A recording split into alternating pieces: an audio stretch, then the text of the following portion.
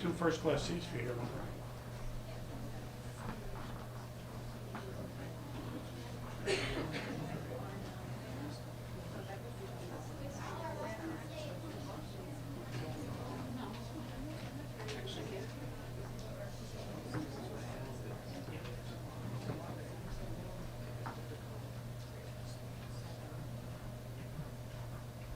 I'll start us off, okay?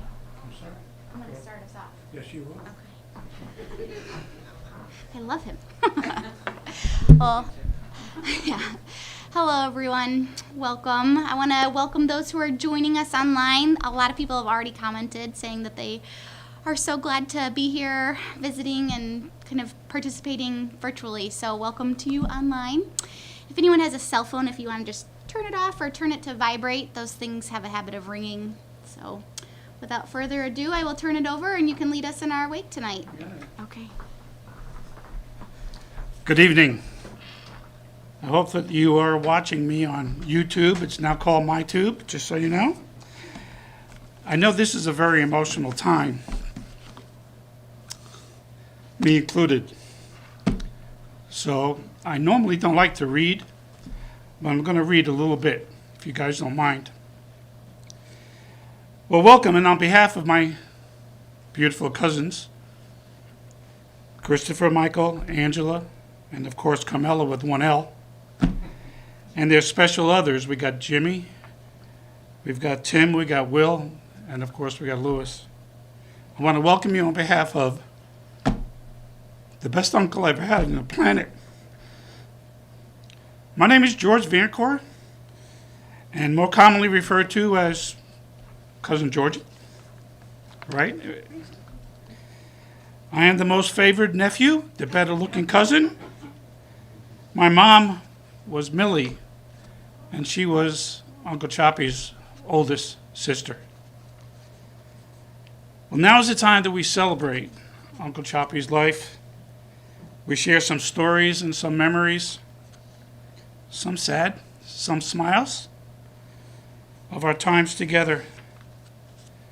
Well, fortunately or unfortunately for those of you that are watching, and those of you that are probably sleeping on the internet, my cousins asked that I jumpstart tonight's celebration.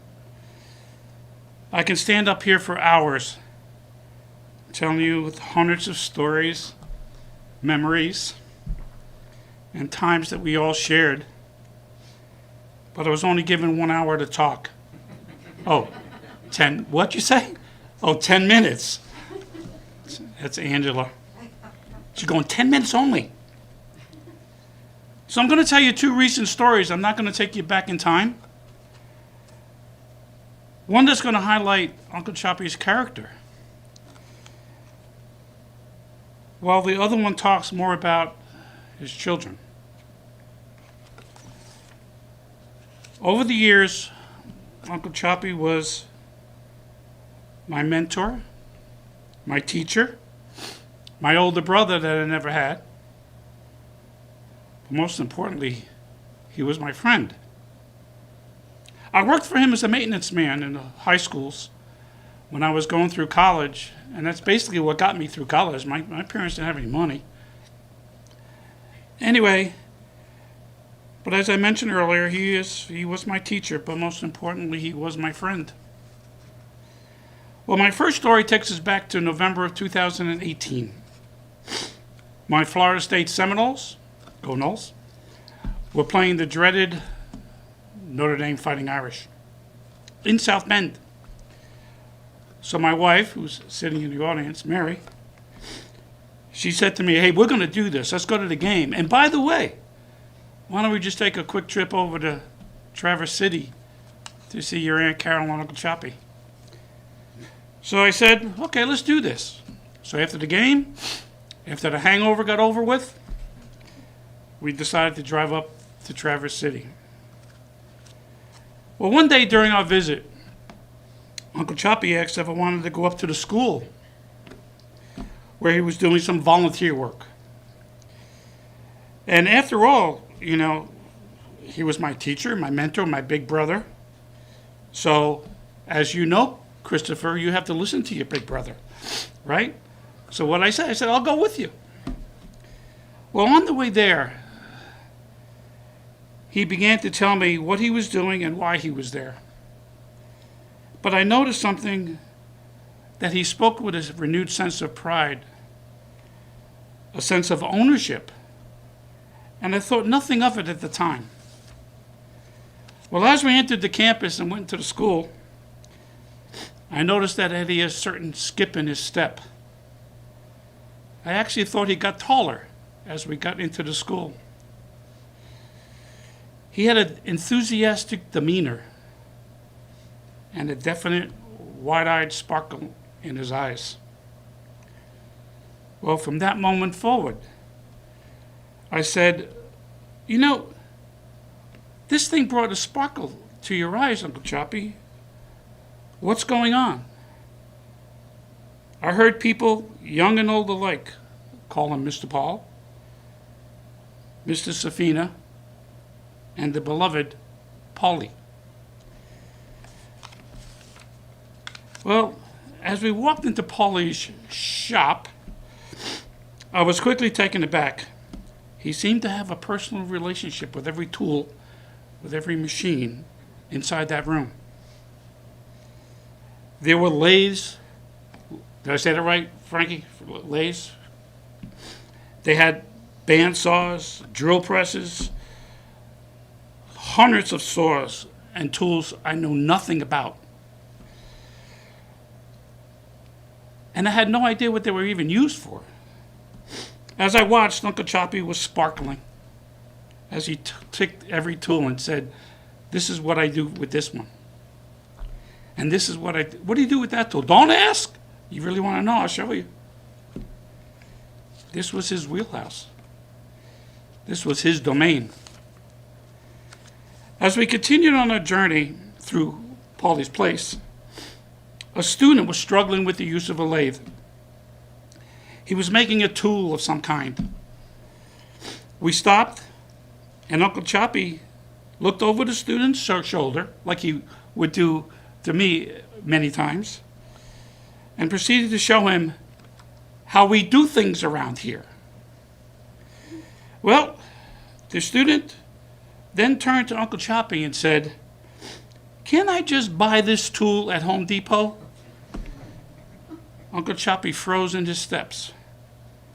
He turned to the student and said, "Yeah, you can do that. But what would you learn by doing that? Learn to go shopping?" And he meant it. It was then that I saw the teacher in him, and he sparkled. As we left, there was not one person that did not say, "Hey, Mr. Safina. Hey, Paul." But most beloved, "Hey, Paulie." I was in his domain, his treasure chest, his palace. After all, this was truly Paulie's place. This was, and it forever will be, Paulie's legacy. My second story is a lot more recent. My wife and I had planned a trip up here to Traverse City over the Easter vacation when we spent time with the family. By the way, the food was outstanding. Thank you, Jimmy. And we decided we're going to come up on June 11th and spend some time in Mackinac. Am I saying it right? Not Waccamaw Island, Mackinac Island. And I think one of the reasons why we were going to Mackinac was because just before my daddy died, Uncle Choppie said, "Hey, why don't you come up here? You bring Mom, you bring Millie, and we'll go to Mackinac Island." And Dad died, never making it to Mackinac. So Uncle Choppie felt that I, being the surrogate son, should go up to Mackinac. We said fine. So we made the plans to come up on June 11th, stay a week, and then go back home. Well, on June 4th, Angela called me. She said, "Dad's not doing well. You may think about coming earlier." So my wife said, "You need to go. I need to go tomorrow. So I flew in Thursday. And when I walked into the house, Angela told me to be quiet because Daddy was sleeping. I walked in. I'm not a quiet kind of guy. I walked in. I saw Uncle Choppie lying there in the hospital bed. And he woke up. It was either he was going to wake up or I was going to wake him up. I don't care what my cousin said. And he smiled. He gave me the grin. And said, "What, you stop here just to go to Mackinac Island?" I said, "Kind of, sort of. What are you doing there?" Of course, we hugged. And we cried.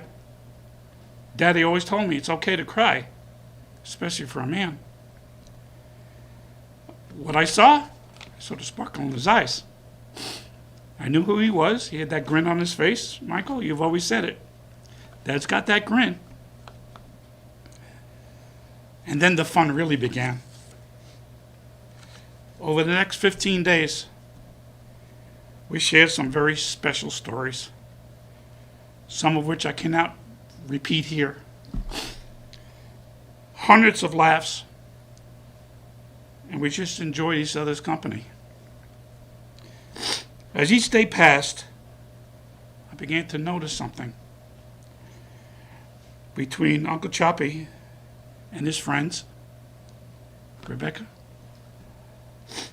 with his neighbors, his son-in-laws, but most especially with his children, Chris, Angela, Michael, and Carmela with one L. No matter the reason, no matter the darkest hour, the care and love that I saw and felt was something we all should experience sometime in our lives. In his darkest moments, as I sat there with Chris, Jimmy, Michael, Carmela, Angela, and Will, I could not help but see the sparkle in his eyes and the grin on his face.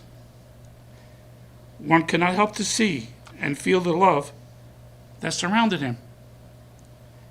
He knew that he was not alone and that he will rest soon. The moment that he died, he was surrounded by his 4 children, Jimmy and I, and tears filled our eyes. He was now at peace with his Lord and with Aunt Carol by his side. Before we opened the floor for others, Carmela asked, with one out, that I read something, and it goes something like this.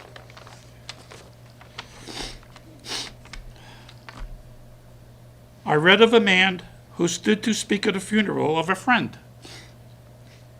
He referred to the dates on the tombstone from beginning to end. He noted that first came the date of birth and spoke of the following date with tears. But he said what mattered most of all was the dash between the years. For that dash represents all the time they spent alive on earth, and now only those who love them know what that little line is worth. For it matters not how much we owe, the cars, the house, the cash. No matter is how we live and love and how we spend our dash. So think about this long and hard. Are there things you'd like to change? For you never know how much time is left that can still be rearranged. To be less quick to anger and show appreciation more and love the people in our lives like we never loved before. If we treat each other with respect and more often wear a smile, remembering that this special dash might only last a little while. So when your eulogy is read, with your life's actions to rehash, would you be proud of the things they say about how you lived your dash.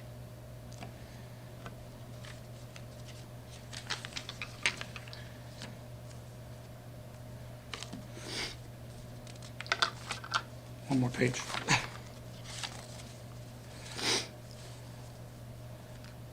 With that,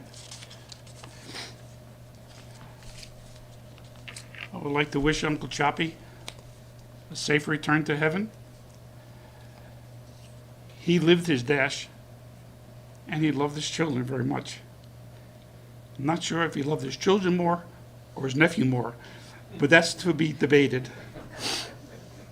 Special person.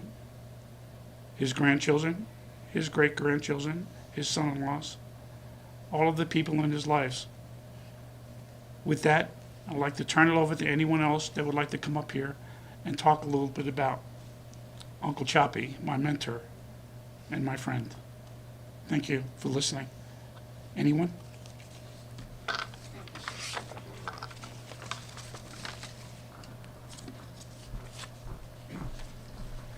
Oh, you. No problem.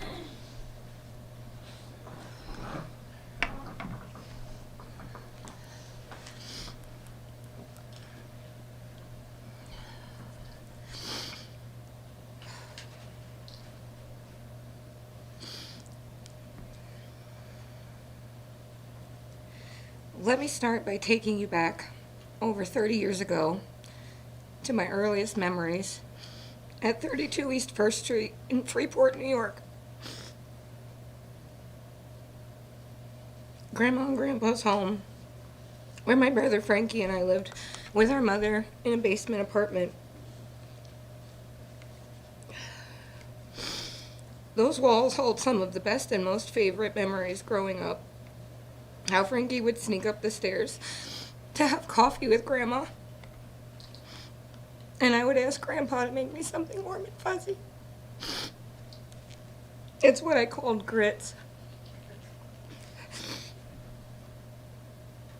We loved to climb into the recliner together as Grandpa would watch TV and share his snacks with us. Countless boating adventures around Long Island aboard the Caroline B. Fishing, clamming, and crabbing, while Grandma would sunbathe and read a book on the bridge of the boat. These are my greatest and most prized of all memories.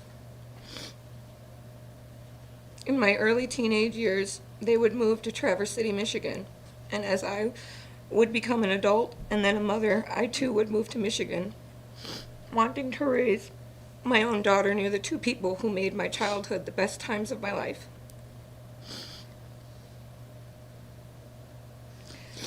The last 20-ish years have been challenging for myself, but having my grandparents and raising their first great-grandchild with their love and support has been a gift I will cherish forever. The first time Grandpa handed Caroline candy and she took off giggling around the house. First words, first steps, and many more firsts would be celebrated with my grandparents. I can't be happier to have so many wonderful memories with them both.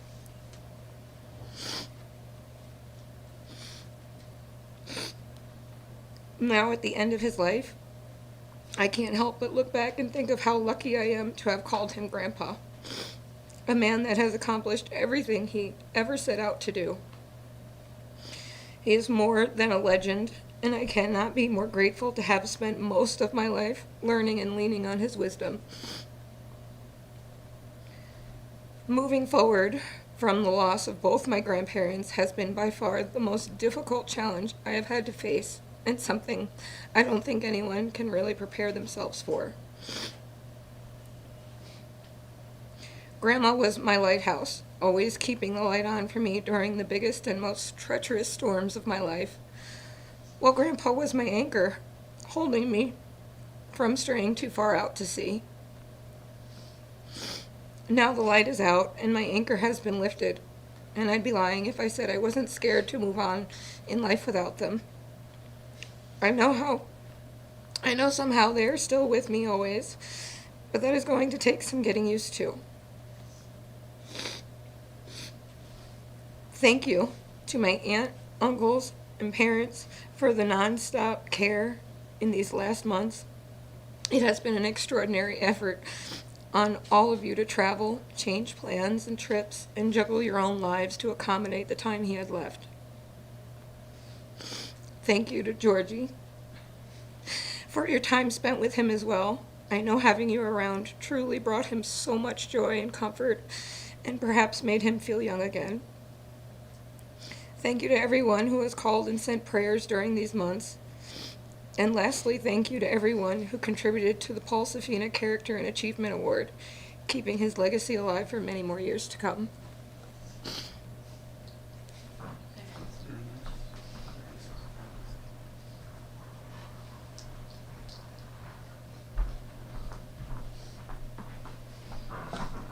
I'm Rick Sanok, and my wife Mary Ellen and I have been expect to cry. Paul and Carol's neighbors since they moved here. That was a great opening, heartfelt and just wonderful. Thank you. I don't know if you knew this, but maybe you did, maybe you didn't. But Will and I were both in a poker club that Paul had. And we played for years and years and years poker together with a bunch of guys that we're both all very close to, and would just have so much fun in Paul's basement. Man. Anyway, as he was getting closer to knowing he's going to end his time, he said he wanted to have a final game, didn't he? So we did. And I don't know whether it was a spiritual entity or the universe just kind of coming into balance. Because Paul usually, when he played poker, he would try to stay in all kind of hands, trying to get a straight or a flush, and oftentimes would not, but sometimes did. And he didn't often win much money. But that last poker game, and again, I don't know if it was the spiritual entity or the universe coming into balance, he won more money than he had ever won before. Yeah, and was just like so excited about it. And it was a chance for us all to kind of say goodbye, which was great. But I just want to say to the king of the poker club, that's you, Paul. Thanks for all that.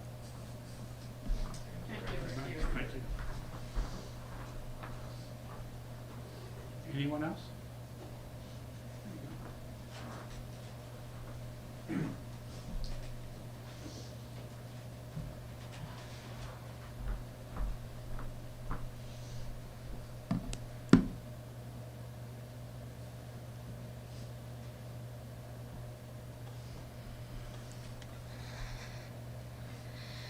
I am Paul Safina's, my great-grandfather's first great-grandchild.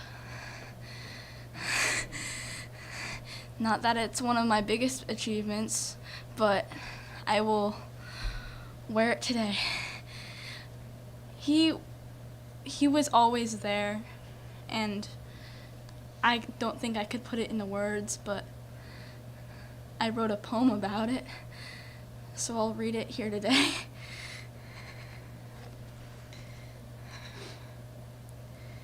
His presence filled the room with warmth, a beacon of light in a world full of darkness.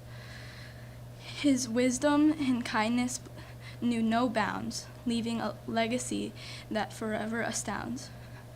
I wish there were words to truly convey the impact he had in every single way. He was a master of his craft, a true artist, inspiring souls with a heart so pure and honest. I see him in music, in rainbows, in food and laughter. His essence lives on long after. His spirit dances in the wind, whispers in the trees, guiding us with love wherever we may be. I see him in the twinkle of my eye, in the laughter of a child passing by. His jokes still bring a smile to my face, a reminder of his warmth and grace. I am grateful beyond words for the time I spent with this great soul. His memory lingers in the air, a testament to life, well lived, whole.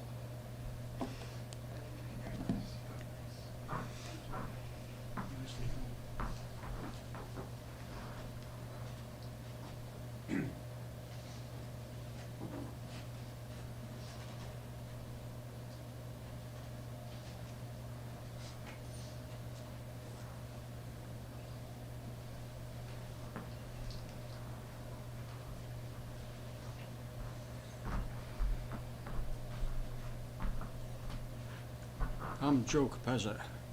I first met Choppie, Paulie, uncle, grandfather, friend, neighbor.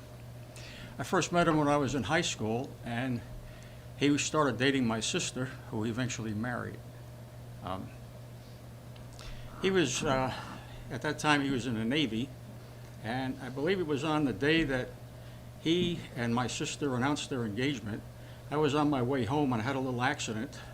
Banged up my arm, got a little bruised up, a lot of road rash. But Choppie had just finished the first aid school in the Navy, and he knew just what to do. So he walked to the pharmacy and got a whole bunch of sulfa powder, poured it on my arm, felt like somebody poured gasoline on there and lit it, but it eventually healed, did not get infected. While he was on the USS Intrepid, he told us one time coming home he managed to get a flight to Floyd Bennett Field off the flight deck, and he thought he was going to die. When the plane cleared the deck, he said it must have dropped 100 feet, and he thought that was going to be the end of it. But everything turned out okay. Choppie, while I was in high school, got me a job working with him part-time and on vacations at schools, at churches. And when I was in college, he got me a job working as a stationary fireman at the Brooklyn Hospital on a graveyard shift. So he did a lot for me at that time, so I really appreciate that. One of the times after we got married, we went out fishing. We took a 110-foot ex-submarine chaser out of Sheepshead Bay at night, going out for bluefish. Well, we caught a whole load of bluefish. And normally people would clean their fish on the way back to port. Well, it was too rough. We couldn't clean the fish. Well, we got onto the dock somewhere between 3 or 4 in the morning. He had no car, I had no car. Managed to get a taxi driver convinced to put this 50-pound sack of bluefish in the trunk. Drop us off at the apartment. Of course, we still had the fish we had to clean. So we cleaned it in the bathtub. And when we finished, we were beat. We'd been up all night, so we went to bed. my sister was about to kill us when she got up in the morning and saw fish guts and scales all over the place. I'll mention one other short story. He liked to fix things. One of the times he fixed a small engine, and I can't remember if it was an outboard engine or a lawnmower engine, but he said, "Joe, I need to make sure we got spark on this thing. Pull this." So I'm holding a spark plug. He pulls the starter. He laughed so hard he almost fell on the ground. I don't know if anybody's had that happen, but it's a pretty big jolt of electricity going through you when that happens. So, thank you, Choppie.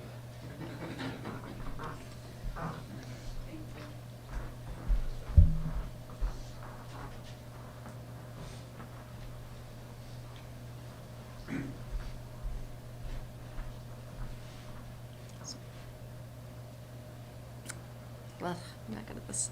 So, Paul is my neighbor, and I'm bummed I didn't get to know them long enough, but my best memory, which was so awesome, is he got to take me to this Italian restaurant that we had been, every time him and Carolyn would drive there, a lot of times they were going there, and we just kept talking about it, and then when all the family was around, we were able to make it happen. And he was just I got to spend a little time with these guys planning that night, and I mean, I've probably watched the video like 30 times of him just probably the biggest grin. I mean, it was just like it was so awesome. I don't even know what else to say. I'm just like, I'm sad because looking across the street, and you know, I just am like, see him pulling out, and you know, just such a good family. He raised such good kids, him and his mom, and I will so miss him. And you know.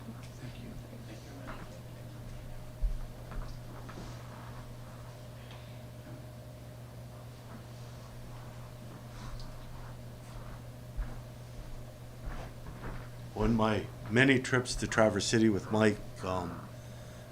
and Mrs. Safina, one trip they were talking, oh, we're going to take you to this great steakhouse up the road, and I think it was up Mission Point, and they have great food and wonderful steaks and just all kinds of great food. And on the way there, Mr.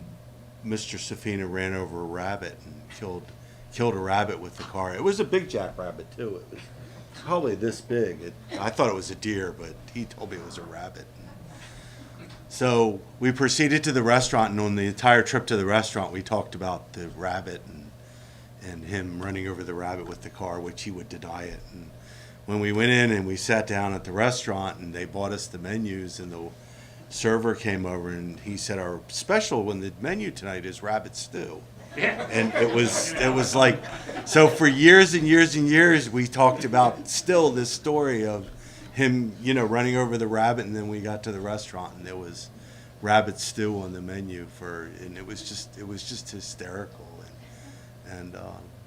But that was one of my favorite memories of coming to Traverse City was the poor rabbit in the car and the rabbit stew on the menu. And so I forget what restaurant it was, but it was a steakhouse somewhere up in Traverse City. So anyways, that was one of my fondest memories.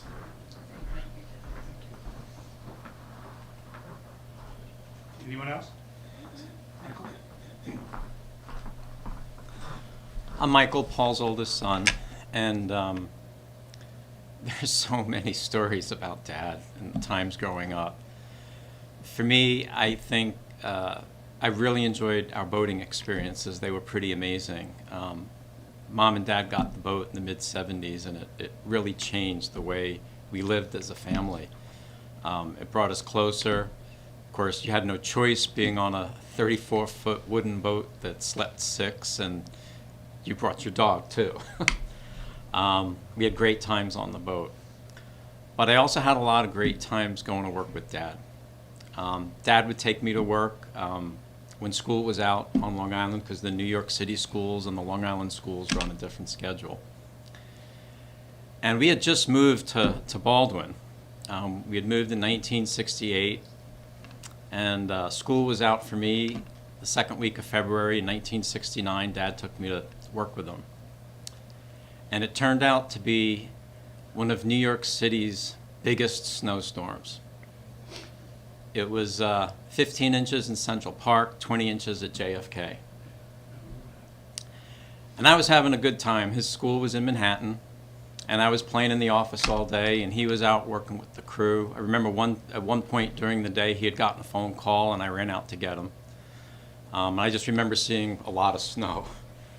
He came on in, took the phone call, and then he disappeared again. I played around with the fish in his fish tank, played with, I think, just about every office supply device he had, just to keep myself busy. And then finally about 3, 4 o'clock, he comes back in and says, "Come on, Mike, we gotta go. It's really bad." I was 7 years old at the time. He says, "But first we gotta drop a couple people off." He never shirked doing anything for a friend or even his own employees. So he dropped a couple people off at their bus stops, and we get in the car, 1968 Buick, the LeSabre, and we start driving. And I can't remember what bridge it was we had to go over. I think it was the Triborough Bridge. And as we're going over the bridge, I remember him gripping the steering wheel with this death grip. And out loud, he was saying, "Don't get stuck, don't get stuck, don't get stuck." Well, we slid a few times. We got off the bridge, and we made it down onto the parkway. And he was following some car, and at one point we got stuck. He got out. He tried rocking the car, got back in. We were able to get the car moving again. I mean, these were whiteout conditions. It was pretty severe. I was 7 years old. I didn't know any better. I was having a good time. So we finally make it about as far as LaGuardia Airport. This is on the kind of the north side of Queens. And we got stuck for good. There was no getting out. He went out, tried to rock the car, couldn't get out. So he comes back in the car. He says, "Come on, Mike, we got to go. There's some hotels up there." So we get out, we start walking, and the snow was up to my chest. There were drifts that were pretty bad. And at one point we got separated. And I just kept walking to the lights of the hotel. Well, he had heard some voices in the distance. So he managed to come back and grab me. And he says, "Come on, Mike, we got to go this way." I was like, "No, Dad, the hotel's over there. That's where you said to go." He says, No, there's some people that are going to take us in tonight." So he grabs me, we go on in, and it turns out it was a typical Brooklyn, Queens row house. And this older gentleman with a big old German Shepherd, so I was happy, and 3 women. They took us in. Turns out they were airline stewardesses. They were roommates. They took us in. That night, Dad and I slept on a twin bed. And the next morning, he must have called Mom that night, and then the next morning he called her again. The snow had stopped, the sun was out. I was in the living room watching cartoons. Dad's on the phone with Mom. And apparently I had the TV on too loud. One of the stewardesses picked up an extension on the phone and said, "Carol, can you lower that TV?" At which point my mother said to my father, "Who is that?" So apparently Dad hadn't said anything about the 3 airline stewardesses we were spending the night with. It turns out they were very friendly, very kind. They packed us up with some sandwiches, and Dad said, "Come on, Mike, we're going to try and go." He had actually gone down to the car by himself, and when he opened up the hood, it was just all snow. The car was completely buried. So he said, "We're going to try and make it to your grandparents' house in Floral Park." So we spent most of the day hitchhiking. I had never seen anything like this at that point, and to this day I have never seen anything like this. There were so many people on the road hitchhiking. It was everywhere you looked. There was obviously snow everywhere. There were no snow plows. There were no buses. There were no trains. And everything was crawling at a speed of maybe 2 to 3 miles an hour. And this went on for the entire day.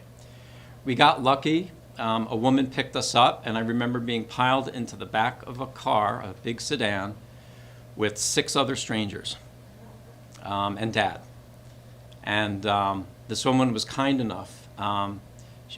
She drove us quite a good distance, although given the blizzard conditions that had happened, we really didn't go very far, maybe 5 or 10 miles. And that night we made it to a teacher's house. Some of you may know him as the Tappins, Helen Tappin. I think her husband was Lloyd. And we spent the night there. And then the next day we managed to make it all the way to Floral Park. I think the next day Georgie came out, and I don't know if you came with your dad or not. No. And then they went out and they dug the Buick out of the road. Yeah. But it was quite an experience, one I certainly would never forget. Not a lot of humor in the story, but it was just a fascinating story. One of the earliest times I spent a lot of time with Dad on that trip for sure. It was pretty amazing. There was one other story I'll tell. It was kind of fun. Before we started boating, we had gotten into camping. And Mom wasn't too keen on it, and a couple of times Dad took me camping, and then we got the neighbors involved, the Winters. So it was Dad and I and Mr. Winter and his two boys. And Dad and I had been camping before, so we kind of knew the routine. I kind of knew what to expect. And so Dad and Mr. Winter slept in one tent, and I was sleeping with the other boys in their tent. But before we could go to bed, Mr. Winter had to go in.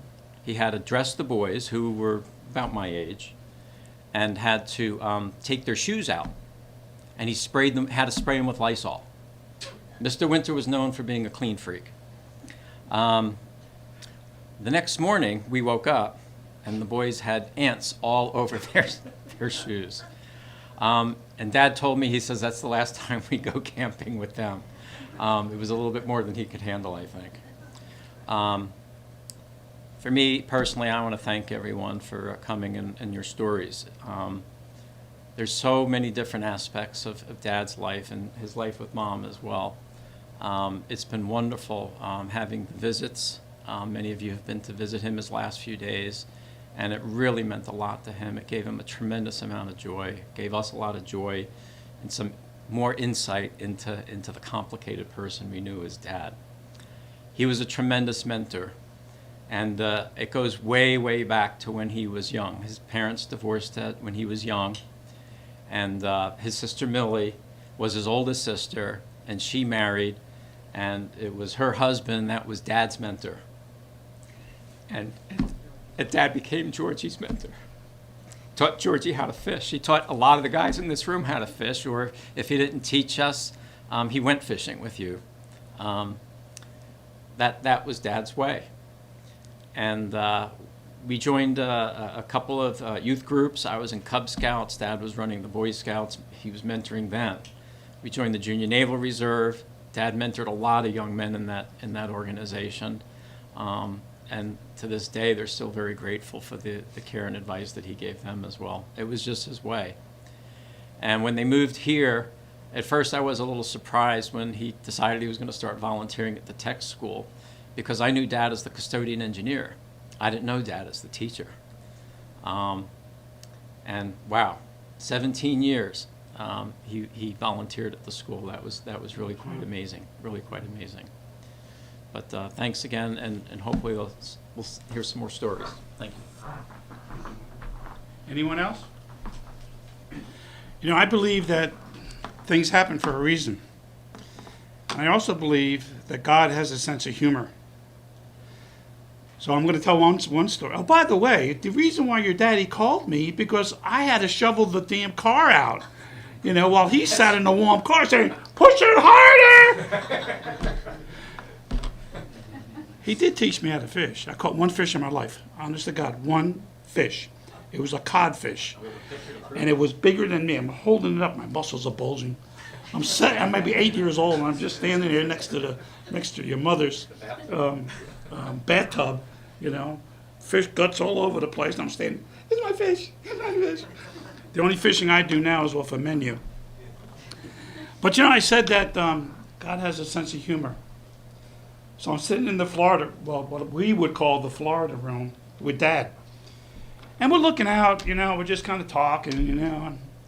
And I says, "You know, Uncle Choppie, I never knew he's got a bench out there. Have you ever seen that bench? And it's got this wire about 4 inches above the bench." I go, "What's the wire for?" "Keep the birds away. God is my witness." A blue jay comes down, ignores the wire, sits on the bench. I said, "Keeps the birds away?" "Yeah, that way they don't poop on the bench." "Oh, okay." I'm watching, and I says, "Uncle Choppie, there's a blue jay on the bench." He looks, he's just in his way, he looks, and God is my witness, the bird pooped. So I turned to him and I go, "Well, that didn't work." And he goes, "Go out and clean that." Let me see it, if I got this right, King Wasabi. You want me to go and clean the poop on the bench? "Yeah." "Carmela, come here." True story, honest to God. Once again, thank you for being here. You know,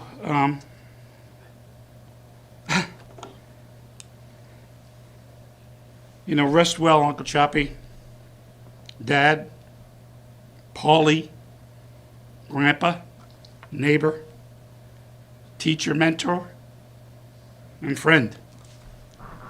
You know, my friend, your dash will live forever in our minds and in our hearts. You did well, my friend. May God bless you and always keep you by your side.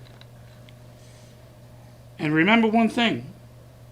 When you're up in heaven and you got Carol on one side and my mama, Millie, on the other, could you send down some meatballs? You know, a couple of meatballs for the effort. Special person, special time. It's a celebration. It's okay to cry. Thank you for being here.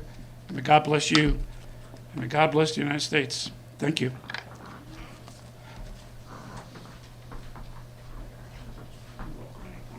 Good job, everybody. This concludes our wake tonight. Reminder, the funeral is Wednesday at St. Joseph's. Thank you.